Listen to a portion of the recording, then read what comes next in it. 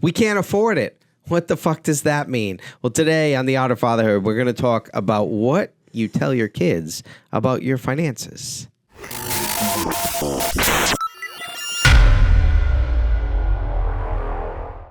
Welcome back to The Art of Fatherhood. I'm Brian Fauci. I'm Patrick Marino. And today we're going to talk about talking finances with your kids. An interesting topic. Let's start here, Patricia. What did... Sorry. Look like you're I probably wouldn't punch care. me in Shannon the face. didn't laugh, He's going to so look at me alright. and punch me in the face. It was all a dream. Biggie Smalls talking about finances with your kids.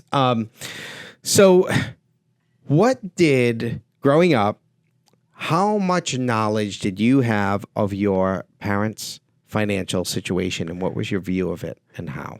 So, without getting too personal, I definitely was aware of some challenging times.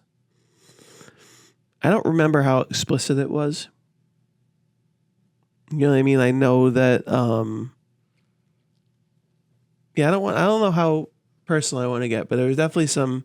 Oh, let me just ask you: did you? All right, so I don't remember there being conversations about it explicitly. yeah, but that's I do fine. know I did know what was going on. Okay, so you felt like you knew it, but so when you said, so that's I think the topic of today. I love the title of today's podcast. We can't afford it. I really love that. You can't afford it. You get the ice cream. I really like it. Well, let me back into it. I asked you a question without some context, so I kind of put you on the spot.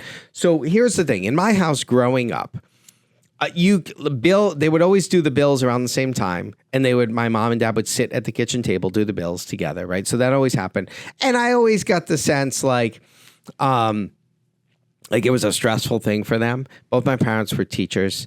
And so they weren't like making a ton of money, but we still went on vacations all the time. Like, you know, they always did more than enough. However they financed it, I didn't know till I was older, right? They never shared that with us. And when I got to be a parent, I made the determination that I want my kids to understand more. My parents just sheltered me from that. And I think they sheltered me from it because they thought like they didn't want to make me nervous or stressed but at the end of the day, I always was probably a little nervous because I never understood. I always was like, I heard when like money was tight, like I would hear, you know, and things were tough. I would hear it, but they would never tell me what that really meant. I mean, like, for us, it was more examples. So like we always... Myself and my sisters both did competitive activities. Yes. So that was a big burden for my parents. Yes. Right. And I do know that as part of my soccer, we had this ability to work at the old Foxborough Stadium. My dad and my sister were there every weekend, every single Sunday. Mm-hmm. And I wasn't able to go. I was playing. It's like they were there every Sunday working at the stadium. And that was to pay for my soccer experience. Right. And then the other ways that you would know would be like, you know, if Christmas came, if you got the present that you wanted 3 years later. Or the other way you would know is if the TV in the house, you were one of the only families that didn't have cable. But you know, sometimes you like the top of the screen would be screwed up. Like there'd be like the little red line or whatever. Yep. And then you could maybe like if there was like a back in the day, you could see like the top of the score, but you couldn't really see the score of the game anymore. Well, ours was like a third of the way down on the screen. So like those are the ways you kind of knew that things weren't going great. Right. you know, but you were really sheltered. I think sheltered is the best way of putting it. I was sheltered from any struggle. Right. Knowing that there were things sometimes that were not going well. Right. But they would never affected me. Right. And at the end of the day, everything worked out fine for you, right? You turned out just fine. You got great experiences as a kid. So, but with that being said, I think one of the things our listeners probably are, I know that our listeners with kids are going through is the concept of what do you share? Right. So I ask my kids all the time, like, what do you think, what do you think, how much money do you think we have? I just want to hear their response, right? Like, what do you think? And they'll answer. And I notice myself too. Sometimes I'll answer in vagaries, right? Like, well, but, and I won't really give the, that in-depth piece of it. I always like to reassure them with certain things that I say about certain finances, but I also try to expose them to a lot of it.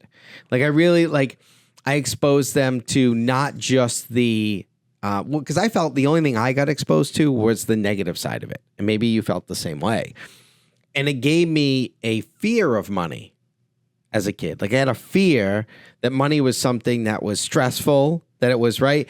And so what do you do when something's stressful? You shy away from it, right? You kind of handle it with kid gloves. Or God forbid, like you then get this infatuation with it. And as you get older, it becomes the driving force is, I don't want to feel that way I felt as a kid. So all things aside, I put family second, everything else second, because I gotta meet this financial. I mean, I can relate. Just I don't. So again, I still feel sheltered as we're having this conversation from what actually happened. Like I don't remember it being so stressful that. I mean, it must have been stressful because I am aware of some things. Yeah. But it was never so stressful that I was ever like worried about the, again, like not being able to watch TV sometimes is not the same as like the electricity getting turned off. Of course. Or like there's the hot different water levels for everybody. And stuff like that. Absolutely. Yeah, exactly. So like for me, like it was definitely like a level of that. And I think that the way that I've dealt with it is that when I've had the resources as a parent, which, very, very fortunate, is I've taken advantage of those resources. And we've done things that I wasn't able to do as a child. Yeah, and it's and almost. and don't you purpose. think that's a little PTSD-ish? Oh yeah, for right. sure. And I think that's my point. And I'm glad we're cool with doing this one. When we kick around the ideas, and I was like, and then Shannon actually said Shannon made the comment, right? I think it was you that made the comment that got us down the road of doing this podcast today. But I just loved it when I heard that. That when it came out like that. You can't afford it, and I'm like, ooh, that's the title. That's what it's right. Because the what point, does so that the point mean? Is like, so you've just talked about the positive part. Like, have you used that phrase with your kids when they've asked a question, whether they're asking for something, to do something, or just in general, like why? I think I have, but there's times where I try to be more explicit than that, because that can mean anything, right? That can mean anything. The one thing I do is I do like a little check-in with them, and I will ask them, how much money do you think we have? Because money's so ambiguous to them, right? If we get a car. Well, did you grow up? I mean, I feel like we grew up together around the same age. Yeah, absolutely. And you weren't allowed, we were in the financial, like you don't talk about how much you make.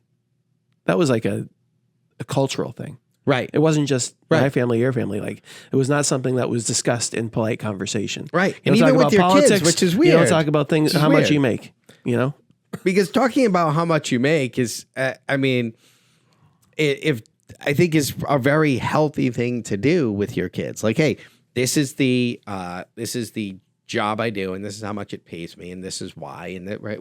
Like that's I don't think my parents ever were. If I was like, "How much do you make?" I think you're right. I don't think they would have answered no, they would have told you. No, it's directly. not. My parents would have said, "You're not allowed to ask that." Yeah. And my parents are the nicest people in the world. Yeah. But that's not something that you talked about. Yeah. You didn't talk about it in polite conversation.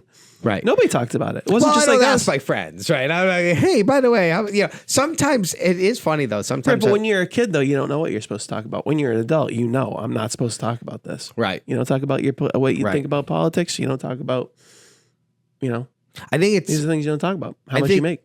I think one of the things that we can do better, and even me now and dads out there who this is something, right, is we need to do a better job of allowing our kids to grow up without money being this fearful, anxiety-provoking conversation, even if money's tight in your house, right? Like, there's a thing I always say to my kids, and I say it to myself, and I'll say it to my wife sometimes. I'm like, guess what? We are so fortunate because we have an amazing support network, right? Unless Armageddon comes, we will never be hungry or homeless. We are like, that is the biggest blessing that I can give you. I mean, support like family and friends. Yeah, and just there are enough people in our life that love us and care about us that will never be hungry or homeless because those people would not let that happen to us. Right, we have the same situation for sure. So so everything else in reality is a luxury. All the basic needs will pretty much, unless there's an Armageddon and everyone I know is homeless too, right? Like we're all fucked. And then, then we're going into survival mode. But unless that happens, so I always kind of revert them back to that, here's your, now for some people out there, the baseline is lower than that. And that's a tough conversation. And I'm not going to pretend like I know the good way to have that conversation because I don't. But I will say, for the purpose of this conversation, for the majority of us, that is a reality. I think the majority of us could look and say, I have enough close friends and family that in the worst of worst, I'll probably never be hungry or homeless. And then at least it gives our kids like, okay, when we say we can't afford that, there's a baseline to that, right? It means like... So in your opinion, like you feel like them having some security like in their heads is important. I do think it's important. You don't want them to feel. Yeah. I mean, is there another way of looking at it where it's like the American model is not having the floor, and that's why you're successful, or that's why you work, and that's why you work hard, is because you know that if you don't, you literally have no floor. I mean, you literally could be in huge trouble. And the people that grow up under financial insecurity sometimes are the most successful. Know. We'd have to look at this. Are they disproportionately successful? You're 100% right.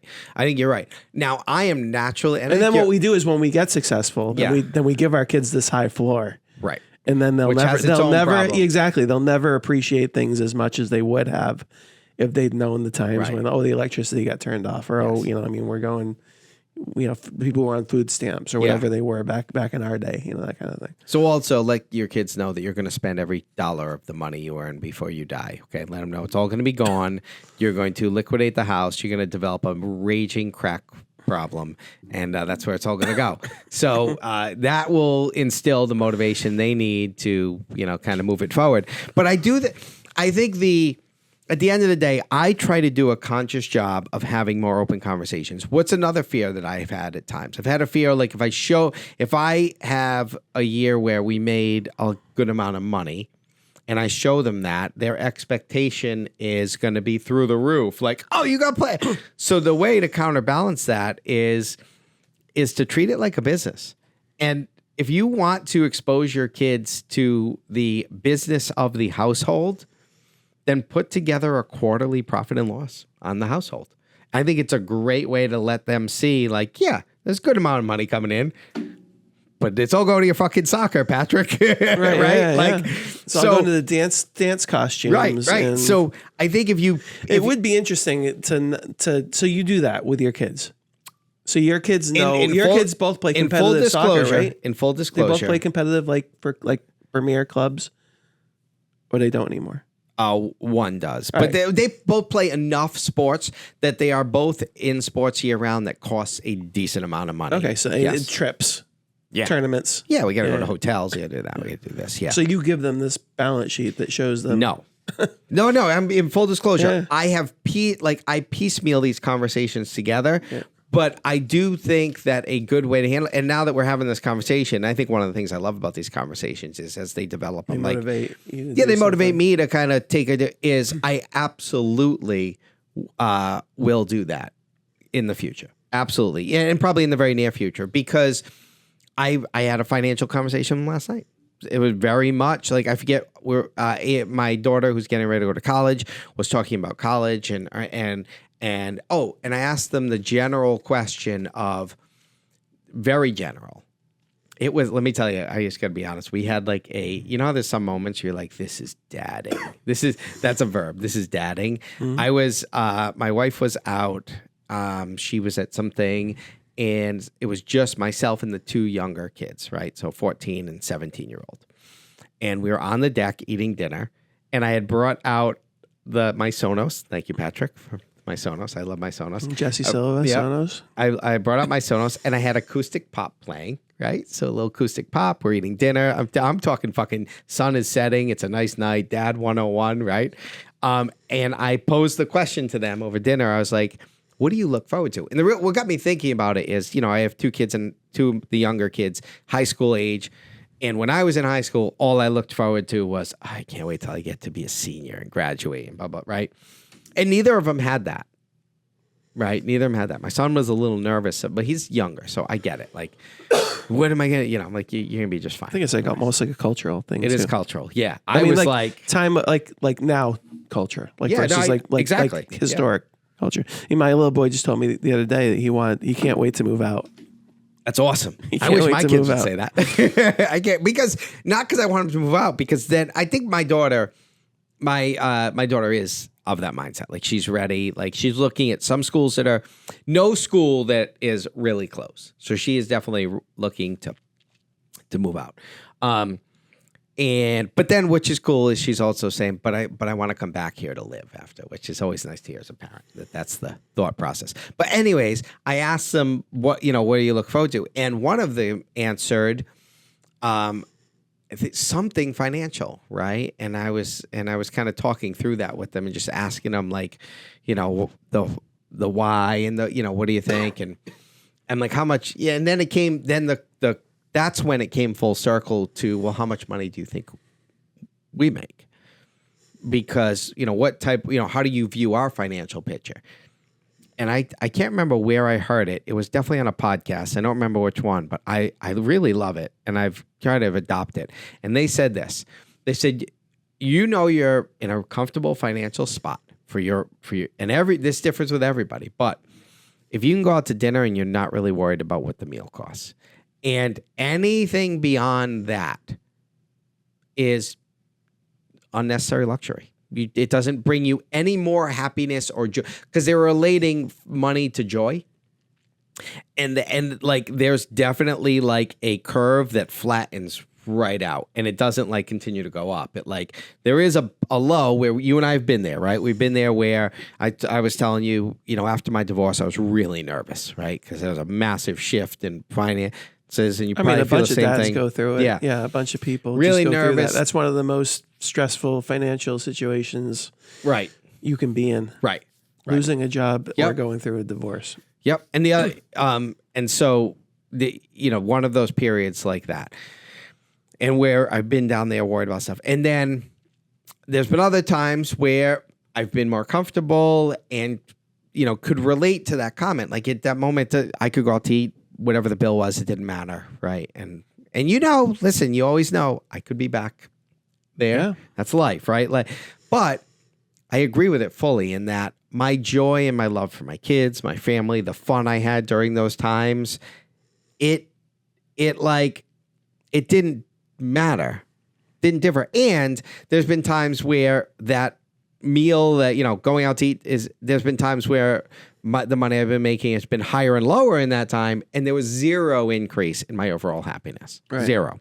It was a great, because it just resonated with me. And so I think what I tried to refocus my daughter in on that conversation is that you can strive for financial like comfort, and I know you're nice like nice things, but I was psyched because midway through the conversation, unprovoked, she said to me, I know that at a certain point, she's like, because I buy things now and I'm really excited to buy them, and then when I have them, they don't give me any more joy. So I know that at a certain point, it's not where I'll find happiness. And that's where I brought in like, well, what is the level? Right? What is the level? I mean, we're at the point right now. My boy is, how old's your daughter? 17. Right, so my boy is 9. Right. So he's not. My there son's yet. 14. Yeah, my 9-year-old's not there yet. No, if he could spend an unlimited amount of money, he would just spend it. Yeah, of course he should. Yeah, just be gone. Well, my boy, my 14-year-old just got his first debit card and bank account from the job he has, and that was a fucking nightmare. Like, it's like he's bouncing things left and right. Like, it's a learning curve that he's going through right now. He can't save for shit. So, which is fine. Whereas my 17-year-old is almost like a money hoarder. She's like, I got no money. I'm like, there's $1,000 sitting in your bank, in your savings account. So you're advocating for financial transparency with your children, having the conversation. That I think the end goal here is, I'm a big proponent of finding a comfortable way. And now that we talked about it, I am absolutely going to balance sheet? I absolutely more of a profit and loss than a balance sheet, because a balance sheet can look a little gluttonous. And I think a balance sheet's tough for kids. While I would show them, like, well, if you've got in the balance sheet, you're going to have money that they can't touch. Or ever be able to, they're going to see experience assets like houses and things like that make it look like I have a real estate company. I look phenomenal on a balance sheet. The cash flow doesn't look as good because that's the nature of that industry, right? You have all this stuff in assets. If you liquidated it all, okay, but you don't. So they would look at that and be like, chill the fuck out. Yeah, exactly. Right. So, but no, from like a cash standpoint, profit and loss wise, I think it'd be a great way to show them the holistic picture of the household. And and I love it. I'm psyched that came out of this conversation. And I think all of you should use it too. I mean, What's your take on that? Well, I don't know. I think one of the good things and bad things, and I don't know, I was just kind of thinking about it and I don't really know what to make of it. So I'm just going to say it. Yeah. Is that we all kind of live in the middle. Yeah. Right. So it's like where you choose to live, you end up usually, and this affects everybody's perspective, especially when there's social media, which I think is a part of this, is that you usually end up in an area where you are not the most well off and you are not the least well off.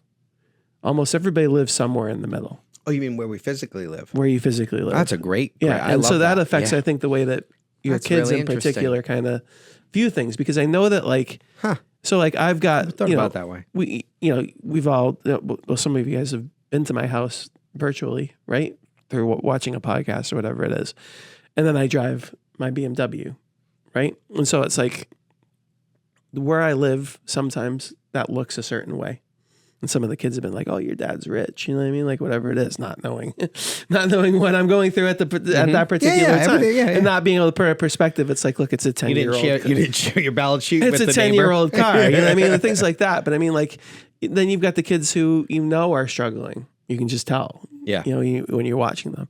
But then you talk to your, if you go outside of your bubble into other areas, like a good friend of mine lives in one of the wealthier communities in Massachusetts, and he was like, "Oh, we're not really middle class. We're like kind of working class." It's freaking like you live in like this ridiculous area. Right. You know what I mean? You just happen to be in the middle here. Right. You know what I mean? You're the lower middle here. Right. But in the whole state, but anywhere else, you're upper middle. You know what I mean? You're doing really well, and it's like I think that really shapes your perspective on everything. It's like middle class in Manhattan. Right. Exactly. Right? Middle class Manhattan money. But most people live that way. Right. Because most people don't go to a place where they're the richest people. That's a great analogy. That's so rare to be like the richest person in your area. Right. Usually you move to an area where it's like, we can afford this. Yeah. We're going to be able to be okay here.